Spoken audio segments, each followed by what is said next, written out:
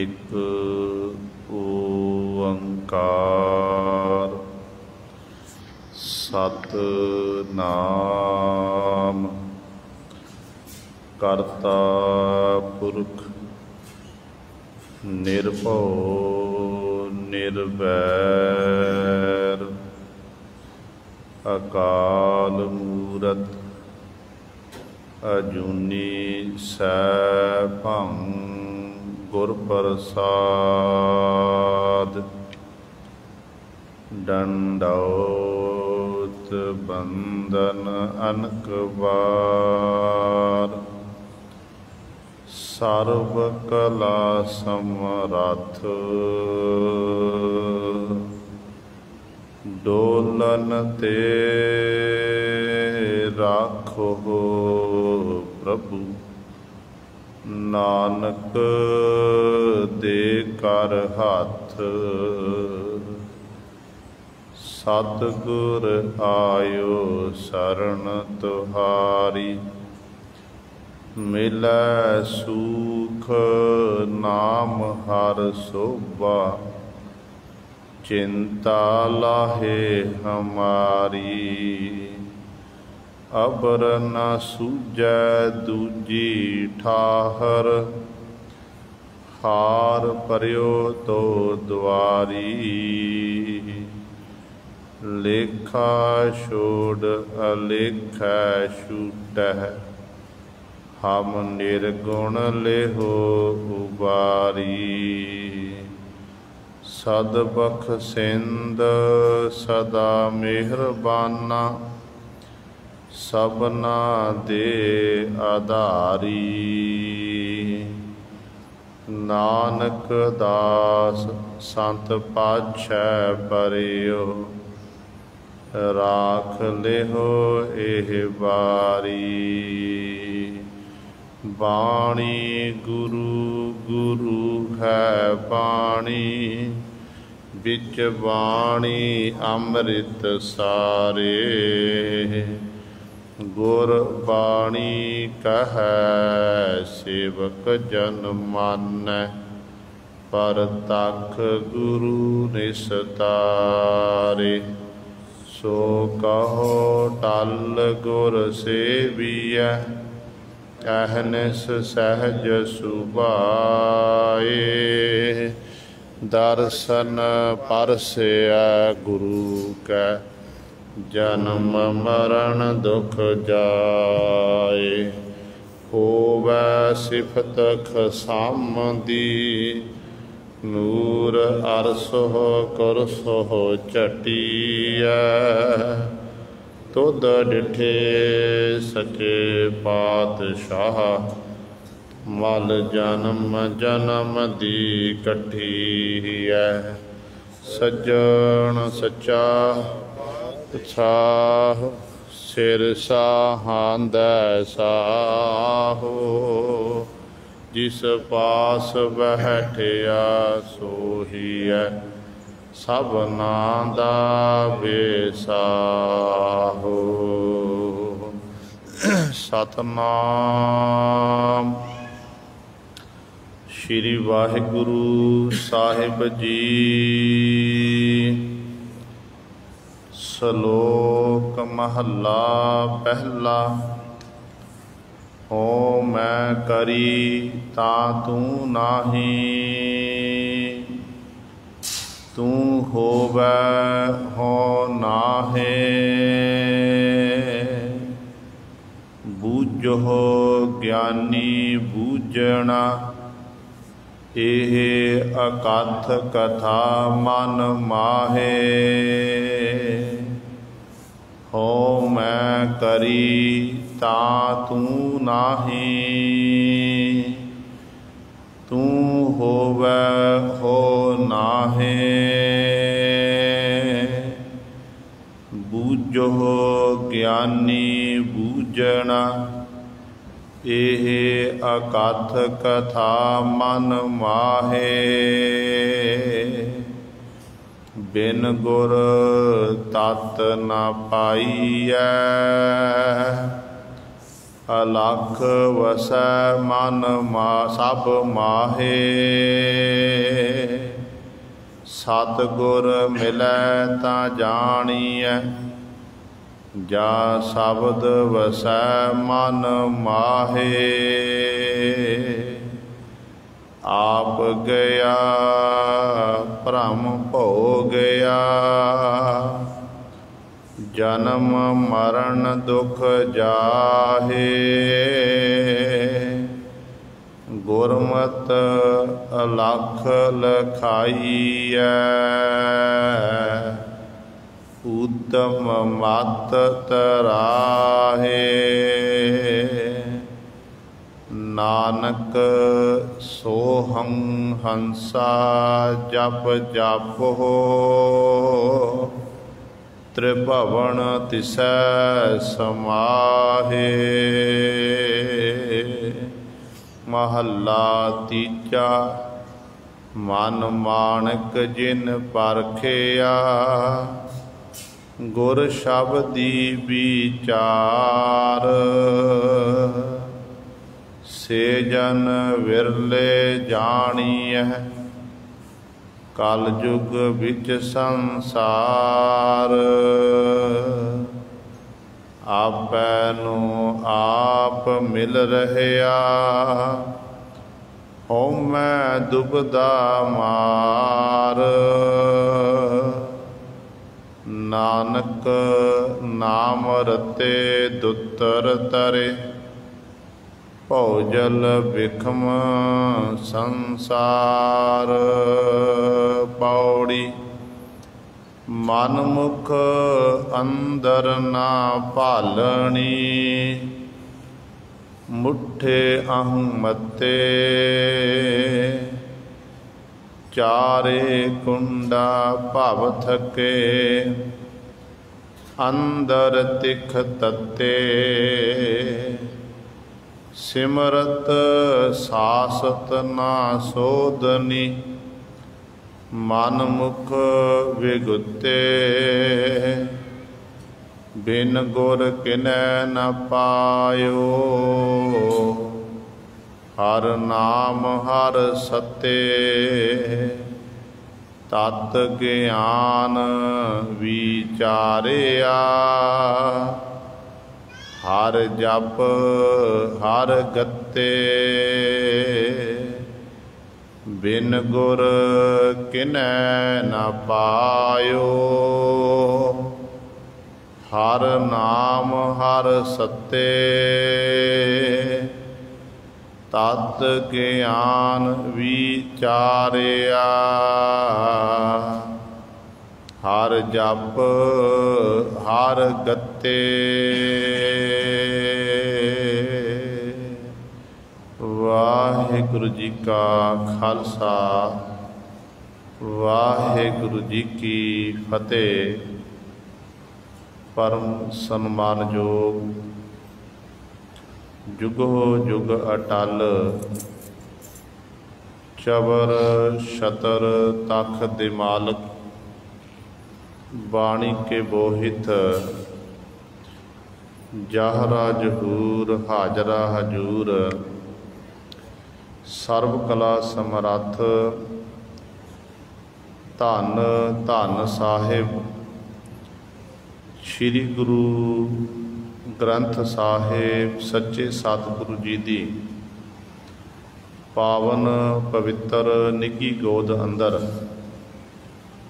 जुड़ बैठे गुरु रूप गुरु सवारे सतसंगी जनों। आप जी बड़ भागे हो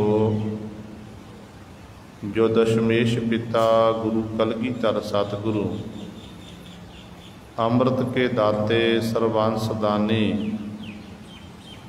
धन धन साहिब श्री गुरु गोबिंद सिंह महाराज जी की चरण छो धरती महान पवित्र अस्थान गुरुद्वारा मंजी साहिब आलमगीर विखे अमृत बेले तो हाजरियां भर के सत संगत करके सतगुरु महाराज जी दियां खुशियां प्राप्त कर रहे हो। ਸਾਹਿਬਾਂ ਦੇ ਪਾਵਨ ਦਰਬਾਰ ਦੇ ਵਿੱਚ ਅੰਮ੍ਰਿਤ ਵੇਲੇ ਤੋਂ ਸਜੇ ਹੋਏ ਦੀਵਾਨਾਂ ਵਿੱਚ ਆਪ ਜੀ ਨੇ ਸਤਿਕਾਰਯੋਗ ਗੁਰੂ ਘਰ ਦੇ ਕੀਰਤਨੀਆਂ ਪਾਸੋਂ ਸ਼੍ਰੀ ਆਸਾ ਜੀ ਕੀ ਵਾਰ ਦੇ ਕੀਰਤਨ ਸ਼ਰਵਣ ਕੀਤੇ ਹਨ। ਸੋ ਆਓ ਗੁਰੂ ਸਵਾਰਿਓ, ਸਮਾਂ ਹੈ ਜੋ ਚੱਲ ਰਹੀ ਲੜੀਵਾਰ ਗੁਰਬਾਣੀ ਦੀ ਕਥਾ ਮਾਰੂ ਰਾਗ ਦੇ ਵਿੱਚੋਂ ਪਹਿਲੀ ਵਾਰ ਦੀ ਆਪ ਜੀ ਵਿਚਾਰ ਸ਼ਰਵਣ ਕਰਦੇ ਆ ਰਹੇ ਹਨ।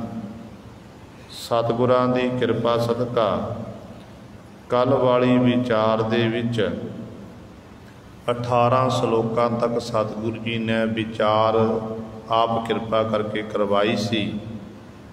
ਅੱਜ ਪਾਤਸ਼ਾਹ ਜੀ 19ਵੇਂ ਸ਼ਲੋਕ ਦੁਆਰਾ ਸਾਨੂੰ ਪਾਵਨ ਉਪਦੇਸ਼ ਬਖਸ਼ਿਸ਼ ਕਰ ਰਹੇ ਹਨ।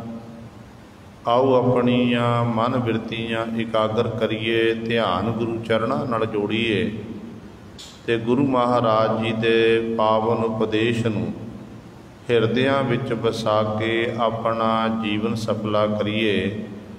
ਕਰੋ ਸਾਰੇ ਆਪਣੀ ਰਸਨਾ ਪਵਿੱਤਰ ਤੇ ਉਚਾਰਨ ਕਰੋ ਜੀ ਸਤਨਾਮ ਸ਼੍ਰੀ ਵਾਹਿਗੁਰੂ ਸਾਹਿਬ ਜੀ। ਸ਼ਲੋਕ ਮਹੱਲਾ ਪਹਿਲਾ।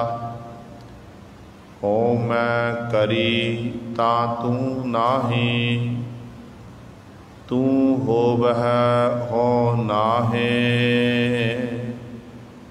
ਬੂਝੋ ਗਿਆਨੀ ਬੂਝਣਾ, ਇਹ ਅਕਥ ਕਥਾ ਮਨ ਮਾਹੇ। ਮਾਰੂ ਦੀ ਵਾਰ ਦੇ ਵਿੱਚ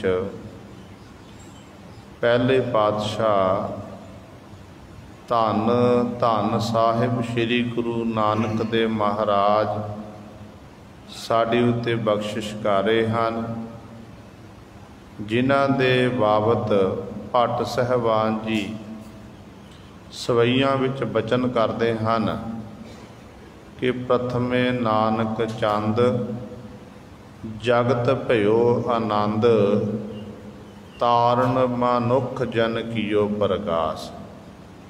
ਕਿ ਪ੍ਰਥਮੇ ਸਭ ਤੋਂ ਪਹਿਲਾਂ ਸਾਹਿਬ ਸ੍ਰੀ ਗੁਰੂ ਨਾਨਕ ਦੇਵ ਮਹਾਰਾਜ ਜੋ ਚੰਦਰਮਾ ਦੀ ਨਿਆਈ, ਚੰਦਰਮਾ ਜਿਹੜਾ ਕਲੰਕੀ ਹੈ, ਨੇ ਕਲੰਕ ਚੰਦਰਮਾ ਜਿਹਨੂੰ ਕਿਸੇ ਪ੍ਰਕਾਰ ਦਾ ਦਾਗ ਨਹੀਂ ਹੈ, ਸਤਿਗੁਰ ਦੀ ਸੋਭਾ ਮਹਿਮਾ ਵਡਿਆਈ ਨੂੰ ਭੱਟ ਜੀ ਨੇ ਕਥਨ ਕੀਤਾ ਕਿ ਜਦੋਂ ਗੁਰੂ ਨਾਨਕ ਸਾਹਿਬ ਮਹਾਰਾਜ ਨੇ ਕਲੰਕ ਚੰਦਰਮਾ ਦੀ ਪ੍ਰਗਟ ਹੋਏ ਸੰਸਾਰ ਵਿੱਚ, ਤੇ ਉਦੋਂ ਕੀ ਹੋਇਆ? ਜਗਤ ਭਇਓ ਆਨੰਦ, ਸਾਰੇ ਜਗਤ ਨੂੰ ਆਨੰਦ ਪ੍ਰਾਪਤ ਹੋ ਗਿਆ।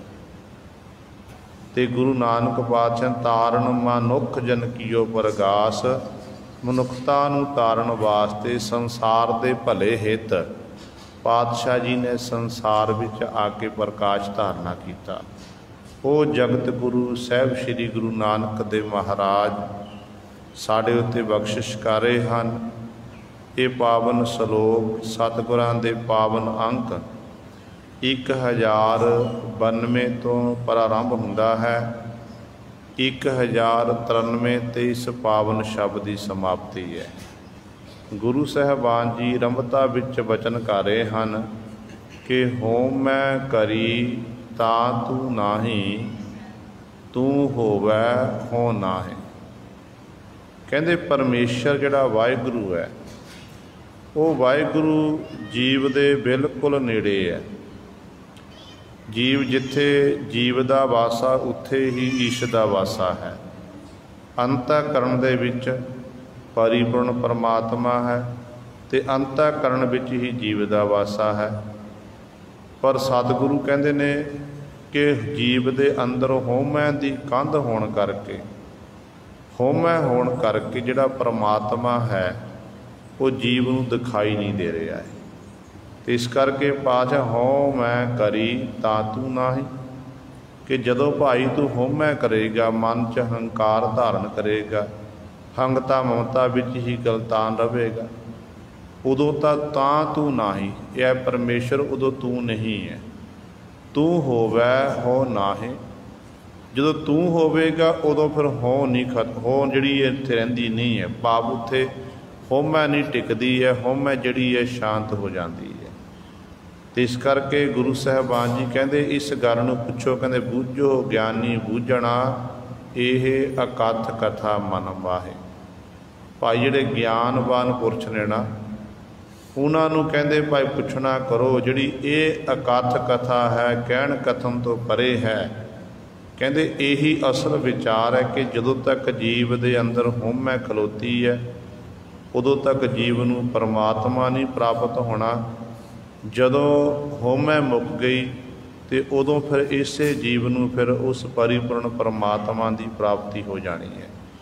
ਜਿਵੇਂ ਆਪਾਂ ਭਗਤ ਰਵਿਦਾਸ ਸਾਹਿਬਾਨ ਜੀ ਦੇ ਵਚਨ ਪੜ੍ਹਦੇ ਹਾਂ, ਭਗਤ ਜੀ ਕਹਿੰਦੇ ਨੇ ਜਬ ਹਮ ਹੋਤੇ ਤਬ ਤੂੰ ਨਾਹੀਂ, ਅਬ ਤੂੰ ਹੀ ਮੈਂ ਨਾਹੀਂ, ਅਨਲ ਆਗਮ ਜੈਸੇ ਲਹਿਰ ਮੈਂ ਓਦਦ, ਜਲ ਕੇਵਲ ਜਲ ਮਾਹੀ।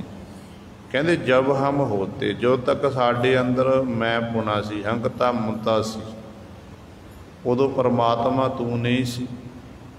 ਅਬ ਤੂੰ ਹੀ ਮੈਂ ਨਾਹੀਂ, ਹੁਣ ਤੂੰ ਹੀ ਹੈ, ਮੇਰੇ ਵਿੱਚ ਮੈਂ ਪੁਣਾ ਨਹੀਂ ਹੈ, ਹੰਕਾਰ ਬਿਲਕੁਲ ਖਤਮ ਹੋ ਗਿਆ ਹੈ। ਅਨਲ ਆਗਮ ਜੈਸੇ ਲਹਿਰ ਮੈਂ ਓਦਦ, ਜਲ ਕੇਵਲ ਜਲ ਮਾਹੀ। ਜਿਵੇਂ ਸਮੁੰਦਰ ਦੇ ਵਿੱਚ ਲਹਿਰਾਂ ਆਉਂਦੀਆਂ ਹਵਾ ਚੱਲਣ ਦੇ ਰਾਹੀਂ, ਅਤੇ ਉਹ ਲਹਿਰਾਂ ਜਦੋਂ ਆਉਂਦੀਆਂ ਅਤੇ ਲਹਿਰਾਂ ਫਿਰ ਉਹ ਸ਼ਾਂਤ ਹੋ ਜਾਂਦੀਆਂ ਨੇ। ਅਤੇ ਇਸੇ ਤਰ੍ਹਾਂ ਹੀ ਫਿਰ ਜਿਹੜਾ ਸਮੁੰਦਰ ਦੀਆਂ ਲਹਿਰਾਂ ਜਿਹੜੇ ਤਰੰਗਾਂ ਨੇ ਉਹ ਜਲ ਵਿੱਚ ਜਾ ਕੇ ਸਮਾ ਜਾਂਦੀਆਂ ਨੇ। ਅਤੇ ਭਗਤ ਜੀ ਕਹਿੰਦੇ ਇਸੇ ਤਰ੍ਹਾਂ ਜਦੋਂ ਜੀਵ ਦੇ ਅੰਦਰੋਂ ਮੈਂ ਪੁਣਾ ਮੁੱਕ ਜਾਂਦਾ ਹੈ, ਉਹ ਜੀਵ ਵੀ ਫਿਰ ਉਸ ਪਰਿਪੂਰਨ ਪਰਮਾਤਮਾ ਵਿੱਚ ਹੀ ਅਭੇਦ ਹੋ ਜਾਂਦਾ ਹੈ।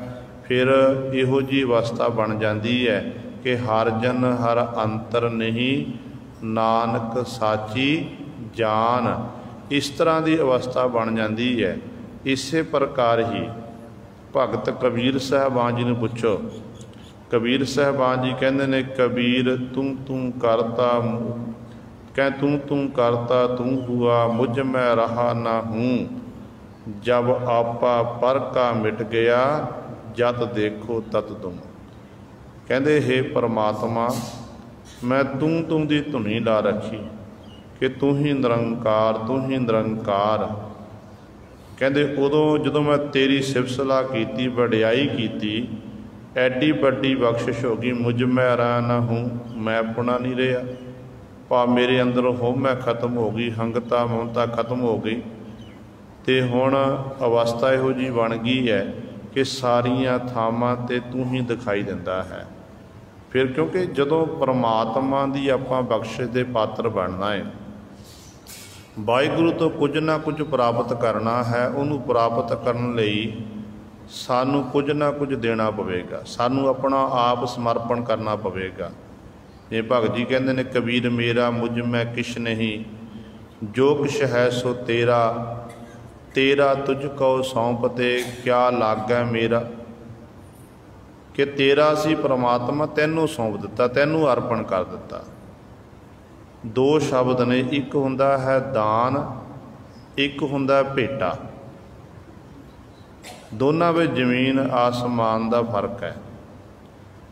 ਜਦੋਂ ਦਾਨ ਦੀ ਗੱਲ ਆਉਂਦੀ ਹੈ, ਇੱਕ ਰਾਜਾ ਭਿਖਾਰੀਆਂ ਨੂੰ ਦਾਨ ਦਿੰਦਾ, ਅਤੇ ਇੱਕ ਮਾਲਕ ਘਰ ਵਿੱਚ ਮੰਗਤੇ ਮੰਗਣ ਆਉਂਦੇ ਨੇ, ਉਹਨਾਂ ਨੂੰ ਆਪਣੇ ਘਰੋਂ ਕੁਝ ਨਾ ਕੁਝ ਆਟਾ ਇਤਿਆਦਿ ਜਾਂ ਪੈਸੇ ਦਿੰਦਾ ਹੈ, ਉਹ ਹੋ ਗਿਆ ਦਾਨ। ਇੱਕ ਹੁੰਦੀ ਹੈ ਭੇਟਾ।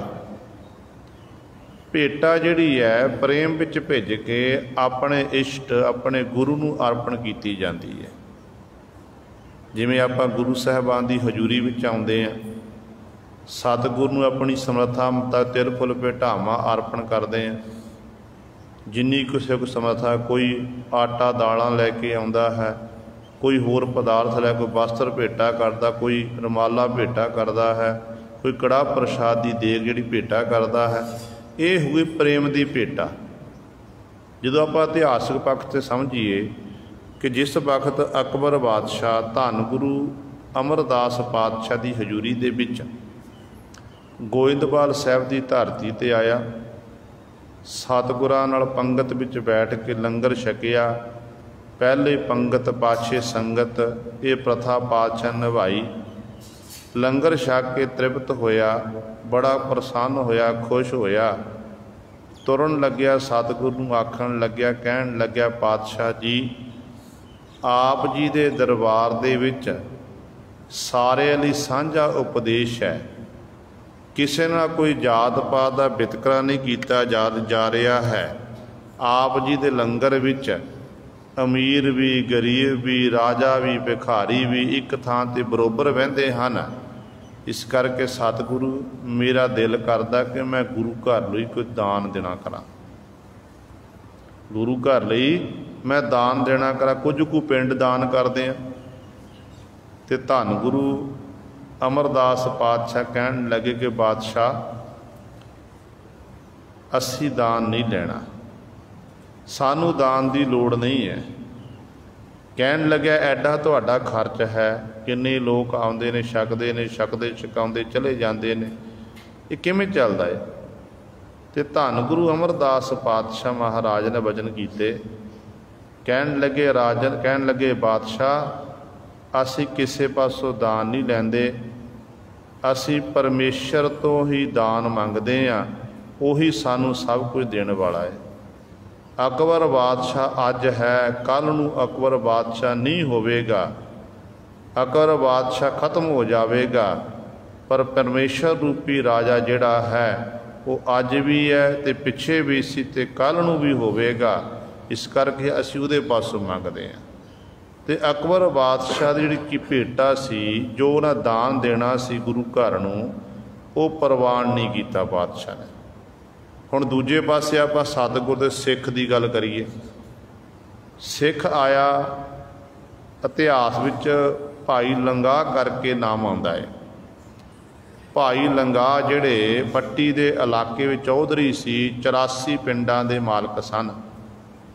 84 पिंडां दे मालक कहते ने उस समय इहदे शरीर नूं कोई रोग उत्पन्न होया। सखी सरबर दा उपासक रोग लग गया, बड़ा शरीर का इलाज कराया, कितों भी रोग ठीक नहीं होया।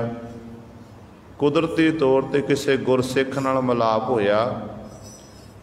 गुरसिख पासों साहिबां की बाणी सुनी।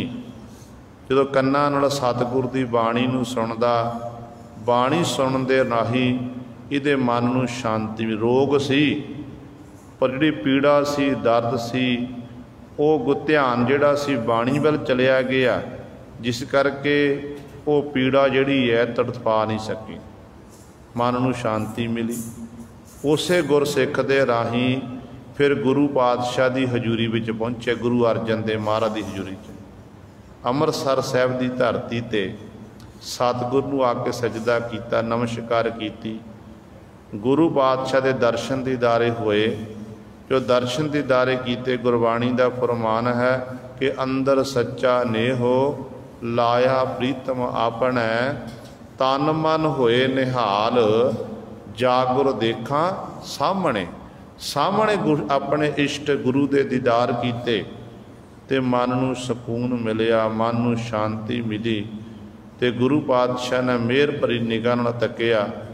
जिहड़ा इस भाई लंगाह नूं रोग लग्या होया सी, गुरु की किरपा दे नाल ही वो रोग दूर हो गया। ते सतगुरु दी दर दी सिੱਖੀ धारण की। सखी सरबर की उपासना आराधना जिहड़ी है त्याग दिती, गुरु का बन गया। गुरु पातशाह का बन के भाई लंगाह जी कहते गुरु घर विच सेवा करन लग पे। इन्नी अणथक सेवा की गुरु घर की कि गुरु अर्जन देव महाराज इन्ने प्रसन्न हो गए कि निकट वरती जिहड़े सिख सी ना, क्यों सिख बहुत सारे सन गुरु पातशाह दरबार विच, पर निकट वरती सिख वो होंदे जिन्हां उत्ते गुरु नूं विश्वास हुंदा कि जे लोड़ पवे ना ये अपना सीस देण लई भी तैयार हो जाणगे। एक हुंदी है भेखी दी सिੱਖੀ, एक दूजे नूं देख के लिबास पहन लिया पर मन च जिहड़ी कमाई नहीं करनी, कमाई नहीं कि लिबास पहन लिया पर कमाई नहीं की। एक होंदी है जिवें आपां कह दईए कि देखा दे किते मेला लग गया तो मेले च इकत्तर हो गए, जिवें आपां देखते हैं सगरांद ते मस्सिया ते जां किसी होर दिन दिहाड़े ते गुरु घर जाना, फिर सारा महीना नहीं जाना गुरु घर। एक सिक्खी हुंदी है प्रेम दी, शरधा दी सिक्खी कि झक्खड़ झागी मींह बरसै भी गुर देखण जाई। जिन्नी मर्जी तकलीफ होवे ते उस समय उन्होंने परवाह नहीं करनी। सब तो पहला निजम हुंदा कि पहला अपने गुरु पातशाह दे दीदार करने, दर्शन करने। जिहड़े इस तरीके नाल फिर अपना नित दा नियम निभाउंदे ने ना, हत्थां नाल टहल सेवा करते हैं, वो फिर गुरु दे निकटवर्ती सिख बन जाते हैं, नेड़े रहण वाले सिख। ते गुरु उन्हां नाल बहुत ज़्यादा प्रेम करता। हुण भाई लंगाह जी भी निकटवर्ती सिखां विच सतगुर दे बिल्कुल नेड़े हो गए। इतिहास गवाह है कि जदों पंजवें पातशाह महाराज लाहौर की धरती ते जाके दियोरा साहिब विखे सतगुर ने शहादत का जाम पीना कीता, तत्ती तवी उत्ते बैठ के सीस उत्ते तत्ता तत्ता रेत पाया गया। ते उदों भाई जिहड़े पंज सिख सतगुर दे नाल गए सन, उन्हां पंजां सिखां दे विच एक सिख सी भाई लंगाह जी। जदों सतगुर जी ने 1606 विच अपने पंज भूतक शरीर नूं त्यागिया, ते इतिहास ये दसदा कि भाई लंगाह जी ने गुरु अर्जन देव महाराज दे पंज भूतक शरीर का संस्कार किया सी। फिर यही लंगाह, इसे भाई लंगाह जी ने गुरु सवार जिहड़ी बीड़ बाबा बुढ़ा साहिब का पावन स्थान है, बाबा बुढ़ा बीड़ बाबा बुढ़ा साहिब पावन स्थान, वो जिहड़ी जमीन सी वो भाई लंगाह दी सी। ते भाई लंगाह जी ने गुरु घर नूं भेटा कीती सी। हुण देखो, एक पासे अकबर बादशाह गुरु साहिबान नूं दान कहंदा, सतगुरु गुरु घर नूं मैं जमीन दान करनी है, ते पातशाह कहंदे नहीं लैनी। ते दूजे पासे सिख दे रहे आ ते सतगुरु वो प्रवान करे। कारण की है? क्योंकि दान ते भेटा विच बहुत ज़्यादा फर्क है। दान किसी गरीबड़े नूं दिता जाता है, जिहड़ी भेटा है इहदे च प्रेम हुंदा, शरधा हुंदी है, भावना हुंदी है। ते सतगुरु सिख दी भावना देखते ने। जे सिख दे अंदर भावना है तो सिख कौडी भी अर्पण कर दवे तो वह गुरु दे दर ते प्रवान हो जाती है। यही भाई लंगाह है। जदों 6वें पातशाह गुरु हरगोबिंद साहिब महाराज का जीवन काल का पहला जंग होया अमृतसर साहिब की धरती ते भाई लंगाह जी ने गुरु सवारे, उदों सतगुर दे नाल दुश्मन नाल मुकाबला किया। उधर बीबी बीरो जी की शादी है, तो बीबी बीरो जी की शादी फिर सतगुर नूं झबाल नगर विच करनी पई। जिहड़ा झबाल नगर जिहड़ा सी ये भाई लंगाह जी का पिंड सी। इन्हां दे घर दे विच बीबी बीरो जी की शादी हुई सी। ये इतिहास दसदा है। तो किन्ना प्रेम। सो गल चल रही सी जिहड़ी भेटा है वो प्रेम दे सहित हुंदी है। जिहड़ा दान दिंदियां होइयां ते मन विच फिर हंकार आ जाता, हुमै आ जाती है ते कि मैं इन्ना गुरु घर लई दान करना कीता। फलाणे दी लड़की सी, उस लड़की दी शादी विच मैं इन्नी मदद कर दी।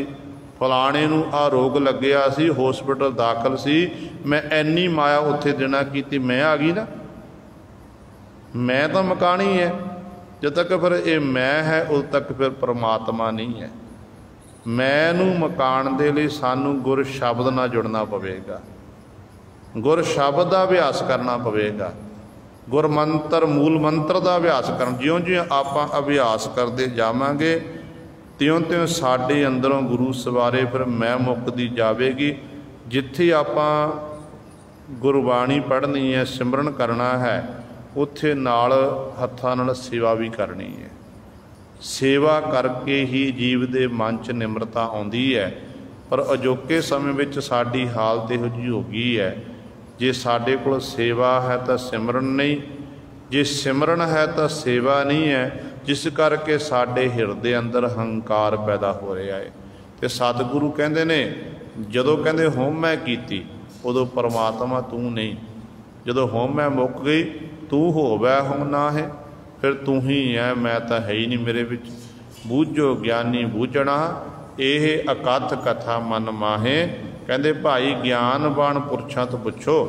कहते ये जिहड़ी अकथ कथा कहण कथन तो परे है, वो अकथ की जिहड़ी कथा है वो मन विच आके वस जाती है। जदों असी ज्ञानवान पुरषां नूं जाके पुछांगे वो दसणगे कि भाई होमै करके अज तक किसी ने भी रब नूं प्राप्त नहीं किया। जिहदे अंदरों होमै खत्म हो गई, फिर उसने ही उस परिपूर्ण परमात्मा वाहिगुरु नूं प्राप्त किया है। बिन गुर तत न पाईऐ, अलख वसै सब माहे। अगला वचन गुरदेव पिता जी कर रहे हैं कि बिन गुर तत न पाईऐ, गुरु तो बिना तत नहीं प्राप्त किया जा सकता। गुरु ही एक ऐसा है जिहड़ा सानू तत्सार की सोझी करा सकता है, क्योंकि गुरु तो बिना आपां भटकणा दे विच ही है। जो तक सानू गुरु नहीं मिलता, गुरु तो बिना सानू ज्ञान नहीं हो सकता है। गुरबाणी विच बहुत सारे प्रमाण आपां गुरु दे परथाए पढ़ते हैं। सतगुरु जी जिवें कहंदे ने कुंभे बद्धा जल रहा, जल बिन कुंभ न होए, ज्ञान का बद्धा मन रहा, गुर बिन ज्ञान न होए। ज्ञान का वधिया होया मन रह सकता, मन टिका विच आ सकता है, पर कहते मन जिहड़ा है गुरु तो बिना पर ज्ञान नहीं हो सकता। जे ज्ञान लेना है फिर गुरु वाले बनना जरूरी है। गुरु की सिक्ख्या अनुसार अपने जीवन को बतीत करना जरूरी है। भगत कबीर साहबान जी कहते अपने परमेश्वर की आराधना करे, मालक का जस कर रहे हैं। एक दिन ऐसी खेड वरत गई कि प्रतख सखियात रूप दे विच परिपूर्ण परमेश्वर वाहिगुरु ने कबीर साहबान जी नूं दर्शन दीदारे बख्शिश कीते। दीदार होए, जदों नेत्र खोले की देखदे भगत कबीर साहबान जी, एक पासे उन्हां दा गुरु खलोता, एक पासे परमेश्वर खलोता है। हुण कबीर साहबान जी दुविधा विच पै गए, किहदे चरणां च मत्था टेकां? पहला परमेश्वर दे चरणां च मत्था टेकां जां मैं अपने गुरु नूं सजदा करां? तो उस समय कबीर साहबान जी रुक गए। रुक के फिर अपने मन दे नाल विचार कीती कि मना परमेश्वर मिलिया किवें है? कि परमेश्वर तां मिलिया जे मेरे गुरु ने मैनू ज्ञान बख्शिश किया।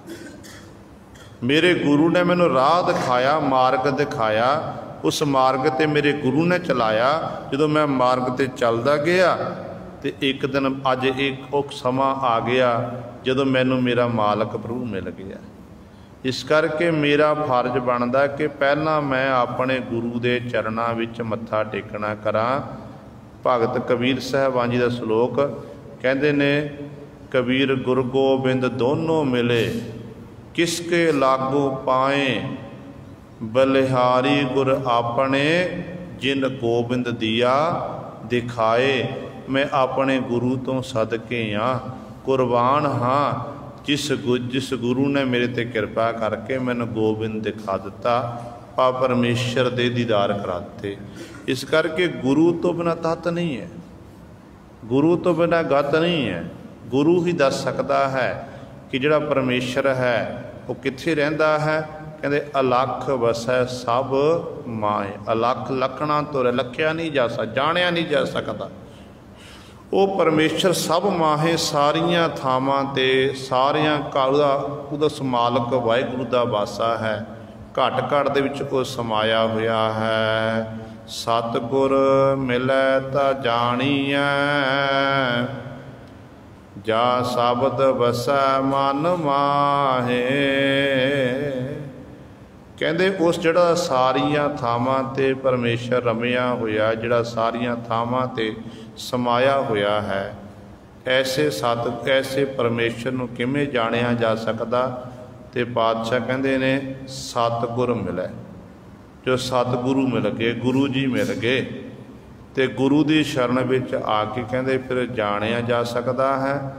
जदों गुरु की शरण विच आके जा शब्द वसै मन माए, गुरु नूं मत्था टेकिया, सजदा कीता, गुरु ने सानू शब्द लड़ लाया। जो शब्द साडे मन विच आके वस गया, तो जो मन विच शब्द वस गया, तो इसे ही शब्द राही फिर सानू परमेश्वर की प्राप्ति हो सकती है। इसे ही शब्द राही असी उस मालक वाहिगुरू नूं प्राप्त कर सकते हैं। इस करके गुरुदेव पिता जी सानू समझाते हैं, कहते बार बार अपने गुरु दे, अपने सतगुर दे चरणों च बेनतियां करो, तो सतगुरु जी बेनती प्रवान करके तुहानू संसार समुद्र तो तार देणगे। जिवें सतगुर दे प्रमाण पढ़ते हैं, सतगुरु जी वचन करते हैं कि सतगुर आयो शरण तुहारी, मिलै सूख नाम हर शोभा, चिंता लाहे हमारी, अवर न सूझै दूजी ठाहर, हार परियो तो द्वारी, लेखा छोड़ अलेखा छूटै, हम निर्गुण लेहो उबारी, सदबख सिंध सदा मेहरबाना, सबना दे आधारी, नानक दास संत पातशाह परियो, राख लेहो एह बारी। तो गुरु के शरण में आके इस तरीके ना बेनती की, तो सतगुरु फिर रख लैणगे, सतगुरु बांह पकड़ लैणगे, तो फिर गुरु की कृपा के नाल साडे मन विच गुरु का शब्द वस जाएगा, तो गुरु की कृपा के नाल ही असी उस परमेश्वर वाहिगुरू नूं सारियां थावां ते रमिया होया जान लवांगे।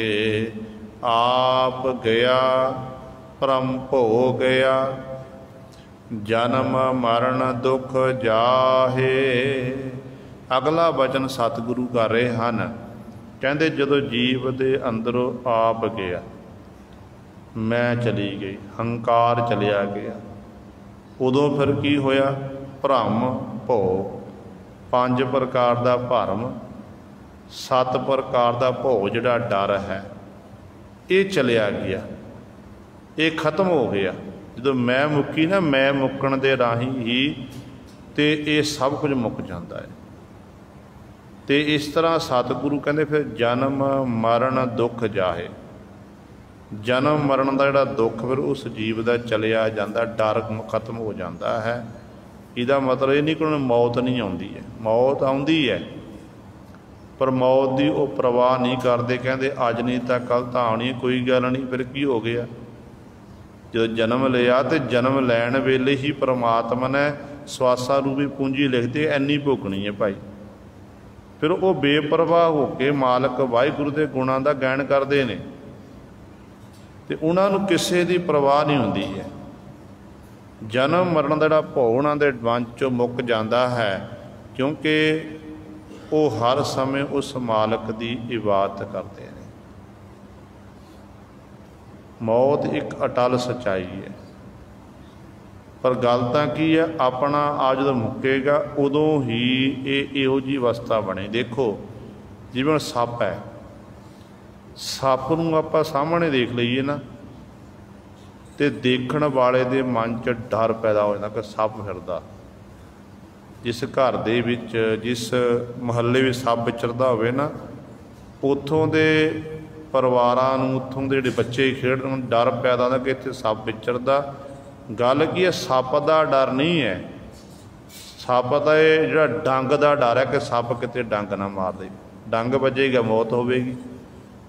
हुण देखो कई जिहड़े सपेरे ने, उन्होंने अपने को सप चुके होंदे ने, उन्होंने वो सप्पां नूं अपने गल विच ही पाउंदे ने, बार बार चुकते हैं, डर उन्होंने दे अंदरों खत्म हो जाता। कारण की है? क्योंकि उन्होंने जो सप का जिहड़ा जहर है, जहर कढ़ दिता हुंदा है, डंग कढ़ दिता हुंदा, जिस करके उन्होंने पता कि ये जिन्ने मर्जी हुण डंग मारी जाए, इस जहर का साडे उत्ते असर नहीं होना। इसदा मतलब की है कि सप का डर नहीं है, सप के डंग का डर है। मौत का डर, मौत जिहड़ा है इस तरह मौत तो बात सुन लिया। जिहड़े रब दे प्यारे हुंदे ने, बंदगी करन वाले हुंदे ने, वो बेपरवाह हो जाते हैं, कोई गल नहीं। पर जिहड़े मनमुख विरती वाले ने, जिन्होंने अपनी जिंदगी नाल प्रेम है कि ये सोचिया कि सदीवी काल इसी संसार विच रहना है, वो फिर बार बार डरते ने गुरु सवारियों। सदीवी काल तां जिन्ने परमेश्वर दे अवतारी पुरश होए ने ना, वो भी संसार विच नहीं रहे। गुरु नानक पातशाह जी आए, गुरु कलगीधर पातशाह जी आए, समय अनुसार उन्होंने अपने शरीर का ओला किया, जोत जगाती गुरु ग्रंथ साहिब महाराज विच।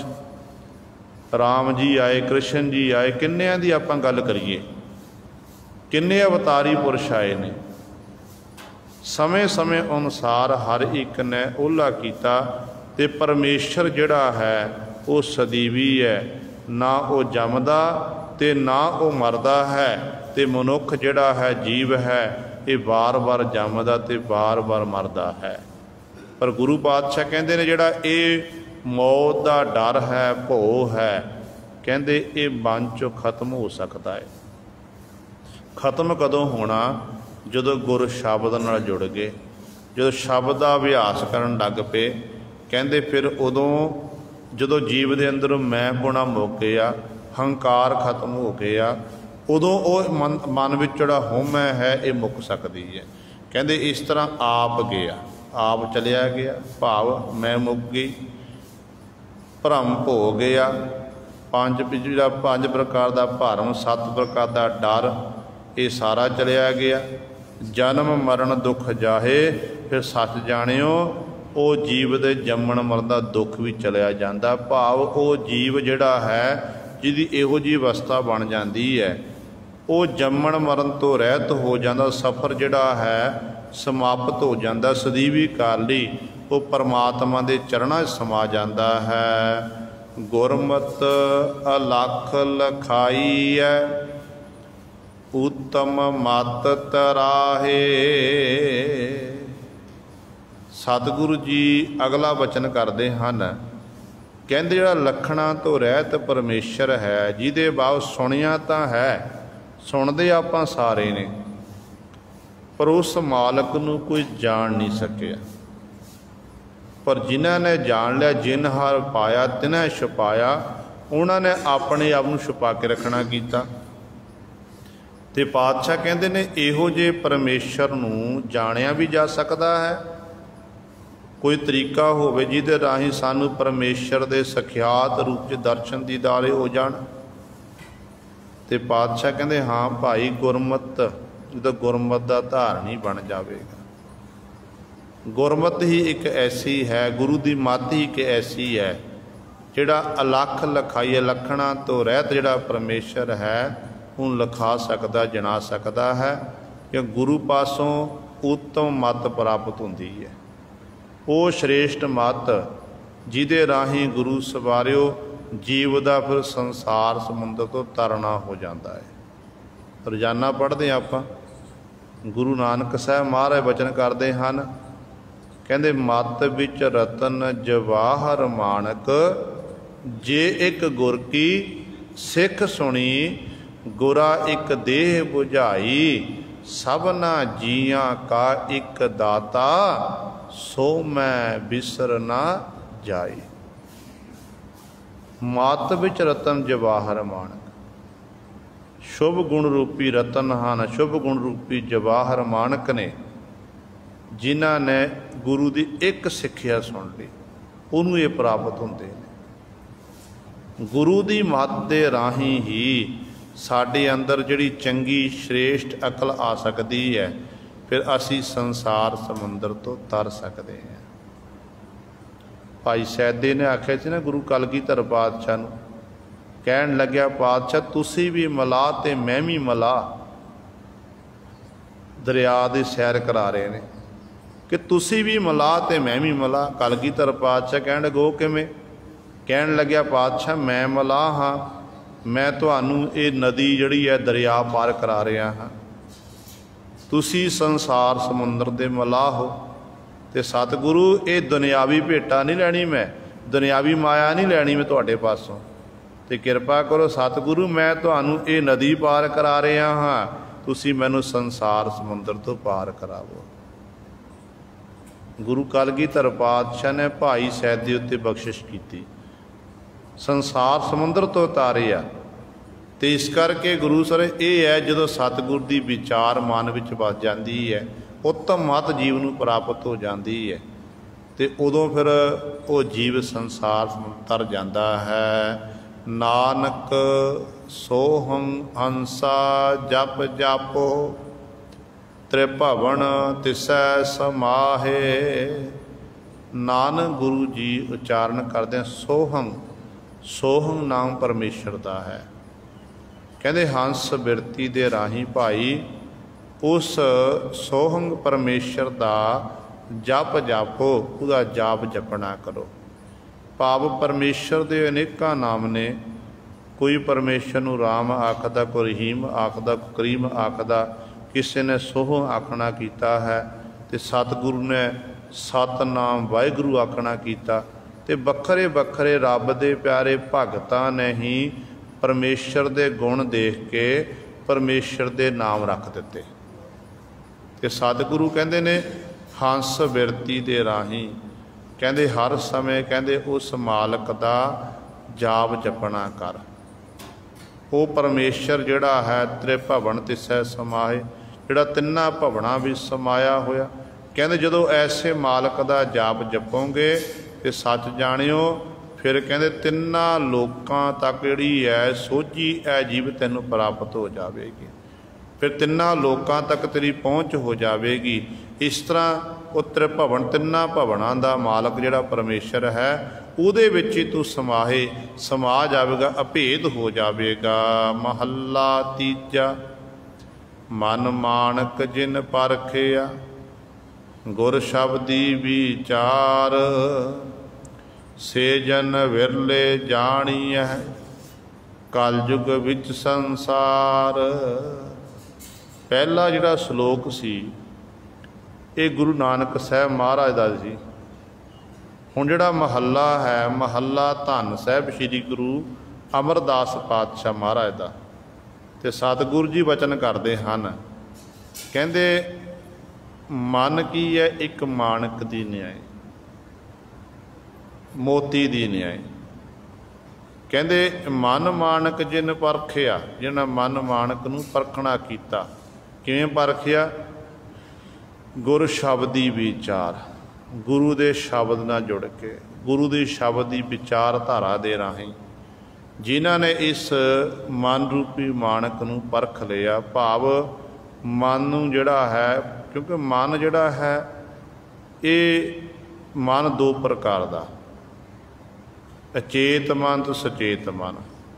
ਤੇ ਇਸ ਤਰ੍ਹਾਂ ਇਹ ਮਨ ਜਿਹੜਾ ਹੈ ਸਾਰੀ ਖੇਡ ਹੀ ਮਨ ਦੀ ਹੈ।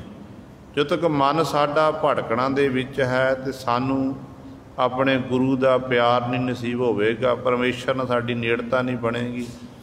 ਪਰ ਜਦੋਂ ਮਨ ਸਾਡਾ ਬਿਲਕੁਲ ਕੇਂਦਰਿਤ ਹੋ ਗਿਆ ਤੇ ਉਦੋਂ ਗੁਰੂ ਸਵਾਰੇ ਫਿਰ ਇਸ ਮਨ ਵਿੱਚ ਉਹ ਮੋਤੀ ਪੈਦਾ ਹੋ ਜਾਣਗੇ, ਸ਼ੁਭ ਗੁਣ ਪੈਦਾ ਹੋਣਗੇ, ਜਿਹਦੇ ਰਾਹੀਂ ਆਪਾਂ ਪਰਮੇਸ਼ਰ ਦੇ ਗੁਣਾਂ ਦੀ ਪਰਖ ਕਰ ਸਕਦੇ ਹਾਂ, ਪਰਮੇਸ਼ਰ ਦੇ ਬਾਬਤ ਕੁਝ ਨਾ ਕੁਝ ਜਾਣ ਸਕਦੇ ਹਾਂ, ਸਾਨੂੰ ਗਿਆਨ ਹੋ ਸਕਦਾ ਹੈ।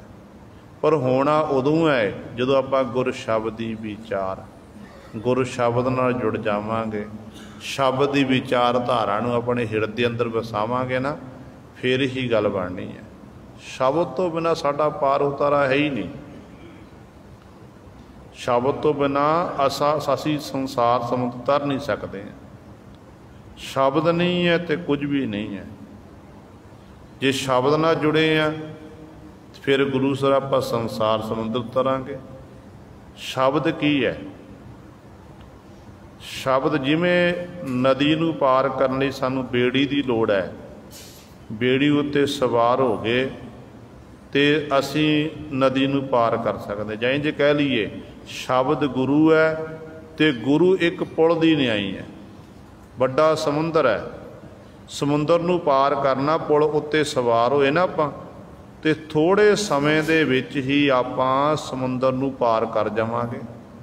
ਤੇ ਗੁਰੂ ਦਾ ਸ਼ਬਦ ਇਹ ਜਿਹੜਾ ਗੁਰੂ ਸਵਾਰਿਓ ਪੁਲ ਦੀ ਨਿਆਈ ਹੈ, ਜਿਹੜਾ ਗੁਰੂ ਸ਼ਬਦ ਨਾਲ ਜੁੜ ਗਿਆ, ਸ਼ਬਦ ਦੀ ਵਿਚਾਰਤਾ ਹਿਰਦੇ ਅੰਦਰ ਵਸਾਉਣ ਲੱਗ ਪਿਆ, ਤੇ ਸੱਚ ਜਾਣਿਓ ਫਿਰ ਉਹ ਸੰਸਾਰ ਸਮੁੰਦਰ ਤੋਂ ਤਰ ਜਾਂਦਾ ਹੈ। ਇਸ ਕਰਕੇ ਗੁਰਦੇਵ ਪਿਤਾ ਜੀ ਕਹਿੰਦੇ ਨੇ, ਭਾਈ ਜਿਨ੍ਹਾਂ ਨੇ ਗੁਰ ਸ਼ਬਦ ਦੀ ਵਿਚਾਰ ਦੇ ਰਾਹੀਂ ਆਪਣੇ ਮਨ ਨੂੰ ਪਰਖਣਾ ਕੀਤਾ ਤੇ ਮਨ ਦੇ ਵਿੱਚ ਉਸ ਪਰਮੇਸ਼ਰ ਦੀ ਆਰਾਧਨਾ ਕੀਤੀ, ਉਹਨਾਂ ਨੂੰ ਫਿਰ ਇਹ ਮਾਨਕ ਸ਼ੁਭ ਗੁਣ ਇਤਿਆਦਿਕ ਪ੍ਰਾਪਤ ਹੋਏ ਹਨ। ਸੇ ਜਨ ਵਿਰਲੇ ਜਾਣੀ ਹੈ ਕਾਲਯੁਗ ਵਿੱਚ ਸੰਸਾਰ। ਕਹਿੰਦੇ ਜਪਦੇ ਤਾਂ ਸਾਰੇ ਨੇ, ਪਰਮਾਤਮਾ ਦੀ ਬਾਤ ਸਾਰੇ ਕਰਦੇ ਨੇ, ਪਰ ਗੱਲ ਕੀ ਹੈ, ਕਹਿੰਦੇ ਹੈ ਬਿਰਲੇ ਹਨ। ਹੈਣ ਬਿਰਲੇ ਨਾਹੀ ਘਣੇ ਫੈਲ ਫੱਕੜ ਸੰਸਾਰ, ਕੋਟਨ ਮੈਂ ਨਾਨਕ ਕੋ ਨਾਰਾਇਣ ਜਿਹ ਚੀਤ। ਜਪਦੇ ਸਾਰੇ ਨੇ ਪਰ ਚਿੱਤ ਕਿਸੇ ਬਿਰਲੇ ਦਾ ਜੁੜਦਾ ਹੈ, ਜਿਹਦੇ ਉੱਤੇ ਮਾਲਕ ਦੀ ਬਖਸ਼ਿਸ਼ ਹੁੰਦੀ ਹੈ, ਰਹਿਮਤ ਹੁੰਦੀ ਹੈ, ਫਿਰ ਉਹ ਇਕਾਗਰ ਚਿੱਤ ਹੋ ਕੇ ਪਰਮਾਤਮਾ ਦੀ ਇਬਾਦਤ ਕਰਦੇ ਨੇ, ਉਹਨਾਂ ਨੂੰ ਫਿਰ ਮਾਲਕ ਦੀ ਪ੍ਰਾਪਤੀ ਹੁੰਦੀ ਹੈ। ਦੇਖੋ ਅਜੋਕੇ ਸਮੇਂ ਦੀ ਆਪਾਂ ਗੱਲ ਕਰੀਏ, ਪਿਛੋਕੜ ਦੀ ਗੱਲ ਕਰੀਏ, ਕਿੰਨੇ ਭਗਤ ਸਾਹਿਬਾਨ ਹੋਏ ਨੇ, ਕਿੰਨੇ ਗੁਰਮੁਖ ਪੈਦਾ ਹੋਏ ਨੇ, ਜਿਨ੍ਹਾਂ ਨੇ ਉਸ ਮਾਲਕ ਦੀ ਇਬਾਦਤ ਕੀਤੀ ਤੇ ਪ੍ਰਭੂ ਦੇ ਗੁਣ ਗਾਇਨ ਕਰਕੇ ਪ੍ਰਭੂ ਵਿੱਚ ਹੀ ਅਭੇਦ ਹੋਏ ਹਨ। ਕਿ ਉੱਥੇ ਕੇਵਲ ਭਗਤ ਸਾਹਿਬਾਨ ਹੀ ਬੰਦਗੀ ਕਰਦੇ ਸਨ, ਹੋਰ ਬੰਦਗੀ ਕਰਨ ਵਾਲੇ ਨਹੀਂ ਸੀ। ਬੰਦਗੀ ਕਰਨ ਵਾਲੇ ਬਹੁਤ ਸਾਰੇ ਪੁਰਸ਼ ਸੀ, ਪਰ ਮਨ ਕਰਕੇ ਬੰਦਗੀ ਕਰਨ ਵਾਲੇ ਉਹ ਗਿਣਤੀ ਦੇ ਭਗਤ ਸਾਹਿਬਾਨ ਸਨ, ਜਿਹਨੂੰ ਆਪਾਂ ਉਂਗਲਾਂ ਉੱਤੇ ਗਿਣ ਸਕਦੇ ਹਾਂ। ਜਿਨ੍ਹਾਂ ਨੇ ਫਿਰ ਗੁਰੂ ਸਵਾਰਿਓ ਉਹ ਬਿਰਲੇ ਨੇ ਉਸ ਮਾਲਕ ਨੂੰ ਪ੍ਰਾਪਤ ਕਰ ਲਿਆ। ਤੇ ਪਾਤਸ਼ਾਹ ਕਹਿੰਦੇ ਨੇ ਇਸ ਕਲਯੁਗ ਦੇ ਭਿਆਨਕ ਸਮੇਂ ਵਿੱਚ, ਸੰਸਾਰ ਦੇ ਵਿੱਚ, ਕਹਿੰਦੇ ਇਹੋ ਜਿਹੇ ਜਨ ਪਿਆਰੇ ਬਿਰਲੇ ਹੀ ਹਨ, ਆਪੈ ਨੂੰ ਆਪ ਮਿਲ ਰਹੇ ਆ। ਹੋ ਮੈਂ ਦੁਬਦਾ ਮਾਰ, ਨਾਨਕ ਨਾਮ ਰਤੇ ਦੁੱਤਰ ਤਰੇ, ਭਉ ਜਲ ਬਿਖਮ ਸੰਸਾਰ। ਅਗਲਾ ਬਚਨ ਸਤਿਗੁਰੂ ਜੀ ਕਰ ਰਹੇ ਹਨ, ਕਹਿੰਦੇ ਆਪੈ ਨੂੰ ਆਪ ਮਿਲ ਰਿਹਾ। ਜਦੋਂ ਆਪਣਾ ਆਪ ਗਵਾ ਦਿੱਤਾ, ਕਹਿੰਦੇ ਉਸ ਪਰਮੇਸ਼ਰ ਦੀ ਆਰਾਧਨਾ ਸ਼ੁਰੂ ਕਰ ਦਿੱਤੀ ਤੇ ਆਪਾ ਆਪ ਗਵਾ ਕੇ, ਕਹਿੰਦੇ ਆਪ ਫਿਰ ਉਹ ਜੀਵ ਜਿਹੜਾ ਉਸ ਪਰਮੇਸ਼ਰ ਨੂੰ ਮਿਲ ਰਿਹਾ, ਪਰਮੇਸ਼ਰ ਜਾਂ ਉਹਨਾਂ ਜੀਵਾਂ ਨੂੰ ਆ ਕੇ ਮਿਲ ਰਹੇ ਆ ਜਿਹੜੇ ਉਹਦੀ ਆਰਾਧਨਾ ਕਰਦੇ ਹਨ, ਉਹਨਾਂ ਨੂੰ ਮਿਲਦਾ ਜਿਨ੍ਹਾਂ ਨੇ ਆਪਣਾ ਆਪ ਗਵਾ ਕੇ ਹਿਰਦੇ ਅੰਦਰੋਂ ਹਉਮੈ ਨੂੰ ਖਤਮ ਕਰ ਦਿੱਤਾ। ਤੇ ਦੂਜਾ ਹੈ ਦੁਬਦਾ। ਦੁਬਦਾ ਦੋ ਵਿਧੀਆਂ ਵਾਲਾ ਮਨ। ਇੱਕ ਪਾਸੇ ਜਿਹੜਾ ਮਨ ਹੈ, ਕਹਿੰਦਾ ਅੰਮ੍ਰਿਤ ਵੇਲੇ ਉੱਠ ਕੇ ਮੈਂ ਨਾਮ ਜਪਾਂ, ਬੰਦਗੀ ਕਰਾਂ, ਤੇ ਦੂਜਾ ਮਨ ਕਹਿ ਰਿਹਾ ਕਿ ਨਹੀਂ, ਕੀ ਲੈਣਾ ਅੰਮ੍ਰਿਤ ਵੇਲੇ ਉੱਠ ਕੇ, ਚਲੋ ਇਹ ਸੌਣ ਦਾ ਸਮਾਂ ਹੈ, 1 ਘੰਟਾ 2 ਘੰਟੇ ਮੈਂ ਲੇਟ ਉੱਠਾਂਗਾ। ਤੇ ਇੱਕ ਪਾਸੇ ਫਿਰ ਗੁਰੂ ਸਵਾਰਿਓ ਮਨ ਵਿੱਚ ਦੁਬਦਾ ਕਿਹੋ ਜੀ, ਆਪਾਂ ਗੁਰੂ ਘਰ ਚੱਲ ਕੇ ਆ ਗਏ, ਗੁਰੂ ਪਾਤਸ਼ਾਹ ਨੂੰ ਆ ਕੇ ਸਜਦਾ ਕੀਤਾ, ਨਮਸਕਾਰ ਕੀਤੀ, ਆਪਣੀਆਂ ਜੋ ਭਾਵਨਾ ਸਨ, ਕਾਮਨਾ ਸੀ, ਉਹ ਸਤਿਗੁਰ ਦੇ ਅੱਗੇ ਪੇਸ਼ ਕੀਤੀਆਂ ਕਿ ਪਾਤਸ਼ਾਹ ਜੀ ਕਿਰਪਾ ਕਰਕੇ ਸਾਡੀਆਂ ਆ ਭਾਵਨਾ ਪੂਰੀਆਂ ਕਰੋ। ਗੁਰੂ ਦੇ ਚਰਨਾਂ 'ਚ ਅਰਦਾਸ ਬੇਨਤੀ ਕਰ ਦਿੱਤੀ। ਤੇ ਮਨ ਦੁਬਦਾ ਅਰਦਾਸ ਕਰ ਰਿਹਾ ਹੈ, ਸਰੀਰਕ ਤੌਰ 'ਤੇ ਅਰਦਾਸ ਕਰ ਰਿਹਾ, ਪਰ ਮਨ ਕਰਕੇ ਤੇ ਬਾਹਰ ਵਿਚਰ ਰਿਹਾ। ਕਈ ਵਾਰ ਤਾਂ ਐਸਾ ਹੁੰਦਾ ਕਿ ਕੋਈ ਕਾਰਜ ਅੜਿਆ ਹੁੰਦਾ, ਆਪਾਂ ਗੁਰੂ ਦੇ ਦਰ 'ਤੇ ਚੱਲ ਕੇ ਆਉਂਦੇ ਹਾਂ ਕਿ ਸਤਿਗੁਰੂ ਕਿਰਪਾ ਕਰੋ, ਸਾਡਾ ਕਾਰਜ ਰਾਸ ਕਰੋ, ਤੇ ਪਰ ਮਨ 'ਚ ਫਿਰ ਦੁਬਦਾ ਪੈਦਾ ਹੁੰਦੀ ਕਿ ਪਤਾ ਨਹੀਂ ਗੁਰੂ ਨੇ ਕਾਰਜ ਕਰਨਾ ਕਿ ਨਹੀਂ ਕਰਨਾ। ਅਰਦਾਸ ਤਾਂ ਕੀਤੀ ਹੈ ਤੇ ਸਤਿਗੁਰੂ ਸੁਣਨਗੇ, ਪਤਾ ਨਹੀਂ ਸੁਣਨਗੇ, ਤੇ ਵਿਸ਼ਵਾਸ ਹੋਣਾ ਚਾਹੀਦਾ। ਫਿਰ ਗੁਰੂ ਦਾ ਦਰ ਛੱਡ ਕੇ ਫਿਰ ਜਦੋਂ ਅਰਦਾਸ ਕਰਦੇ ਹਾਂ ਤੇ ਗੁਰੂ ਇਸ ਤਰ੍ਹਾਂ ਦੀ ਦੁਬਦਾ ਮਨ 'ਚ ਪੈਦਾ ਹੁੰਦੀ, ਇਸ ਤਰ੍ਹਾਂ ਸ਼ੰਕਾ ਪੈਦਾ ਹੁੰਦਾ ਹੈ, ਤੇ ਗੁਰੂ ਕਹਿੰਦਾ ਇਹ ਤਾਂ ਮਨ ਕਰਕੇ ਬੇਨਤੀ ਨਹੀਂ ਕਰਦਾ, ਫਿਰ ਮੈਂ ਇਹਦੀ ਭਾਵਨਾ ਪੂਰੀ ਕਿਉਂ ਕਰਾਂ। ਫਿਰ ਗੁਰੂ ਦਾ ਦਰ ਛੱਡ ਕੇ ਥਾਵਾਂ 'ਤੇ ਜਾ ਕੇ ਹੁਣ ਅਸੀਂ ਝੁਕਾਉਂਦਾ ਫਿਰਦਾ ਹੈ। ਆਪਾਂ ਸਤਿਗੁਰੂ ਦੇ ਬਚਨ ਪੜ੍ਹਦੇ ਨਾ, ਸਤਿਗੁਰੂ ਕਹਿੰਦੇ ਨੇ ਕਿ ਧਰ ਜੀਅਰੇ ਇੱਕ ਟੇਕ ਤੂੰ, ਲਾਹੇ ਬਿਡਾਨੀ ਆਸ, ਨਾਨਕ ਨਾਮ ਧਿਆਈਐ ਕਾਰਜ ਆਵੈ रास। सतगुरु कहते एक दी टेक रखना कर, बिडानी होरना दी आस छड़ दे। एक उत्ते असीं भरोसा रखा, एक उत्ते विश्वास रखांगे ना, कहते फिर जो उस मालक की आराधना करेगा जीव तू, तेरे कारज सारे रास आ जाणगे। ताको विघन न कोऊ लागै, जाकी प्रभ आगै अरदास। जिहड़ा एकाग्र चित होके फिर अरदास करदा, विश्वास रख के, तो गुरु पातशाह फिर उहदे सारे कारजां नूं सवारदे हन। इस करके सतगुरु कहंदे ने अपने अंदर होमै नूं खत्म कर, दुबदा नूं मार दे। कहंदे फिर आपै नूं आप मिल रहे आ, तू आप ही उस मालक विच एक दूजे अभेद हो जावोगे। परमेश्वर ते परमेश्वर दे प्यारे विच फिर किसी प्रकार का कोई फर्क नहीं रहिंदा है। नानक नाम दुत्तर तरे, नानक नाम रत्ते दुत्तर तरे, भौजल बिखम संसार। नानक गुरु जी उचारण करते हैं, जिहड़े नाम विच रत्ते तदाकार हन, मस्त हन, वो दुत्तर तरे संसार समुंदर तो तर जाते हैं। क्योंकि ये संसार जिहड़ा है ये बड़ा विखम है, औखा है तो तरना। ये गुरु की कृपा दे राही ही नाम जप के बंदगी करके ही इस संसार समुंदर तो तरिया जा सकता है। ये गुरु सवारे सतगुरु महाराज ने साडे उत्ते बख्शिश की है। श्लोक ते महले की विचार पातशाह ने करवाई है, ते पौड़ी दी